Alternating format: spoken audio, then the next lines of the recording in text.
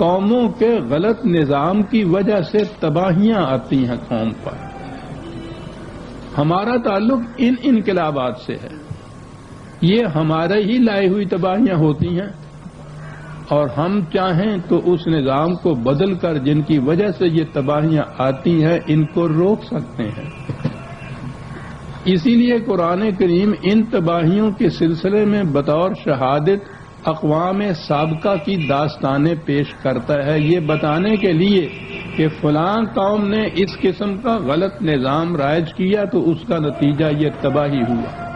اور یہ جن اسباب سے وہ تباہیاں آتی ہیں اگرچہ اس کی نوعیتیں تو بڑی مختلف ہوتی ہیں لیکن عام طور پہ وہ 3 شقوں میں ان کو تقسیم کرتے ہیں.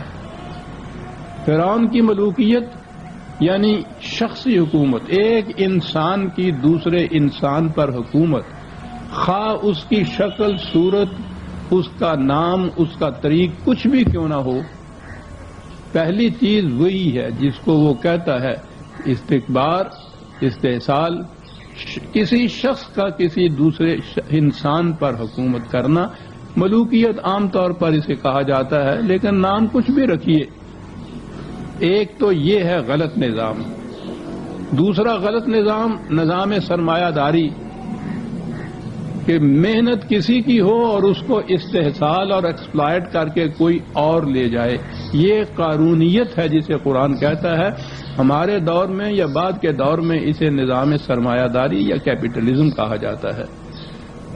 اور تیسرا باطل کا نظام ہے جسے وہ حامان کا نظام کہتا ہے، مذہبی پیشوائیت جو قوم کو ایک قدم بھی آگے نہیں بڑھنے دیتی.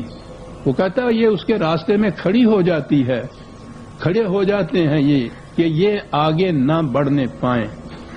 تو یہ 3 موٹی موٹی شقیں اس نے بتائی ہیں اور اس کے نتیجے میں یہ کہا ہے کہ ایک تباہی آتی ہے، تباہی کی شکلیں مختلف ہوں لیکن وہ نظام الٹ جاتا ہے، مملکتیں الٹ جاتی ہیں، قوموں پہ تباہی آ جاتی ہے. یہ ہے وہ تباہیاں جن کا تعلق ہم سے ہے. اس لیے میں جب ان آیات پہ آتا ہوں تو وہ 2 تباہیاں جو دوسری ہیں ان کو وہ چھوڑ کے اسی تباہی کی طرف آتا ہوں کہ ہمارا تعلق اس تباہی سے ہے. آپ کو یاد ہے کہ یہ 68ویں سورت میں اقوام عالم کی تباہیوں کا ذکر کرنے کے بعد اس نے کہا تھا کذالک العذاب، اسی قسم کی تباہی تم پر آئے گی. تو جو حضور کی قوم مخاطب تھی یہ اسے بتایا کہ ان کے غلط نظام سے جو تباہیاں آئی ہیں اور جن کا ذکر ہم نے کیا ہے تمہارا نظام بھی انہی جیسا ہے، غلط نظام ہے.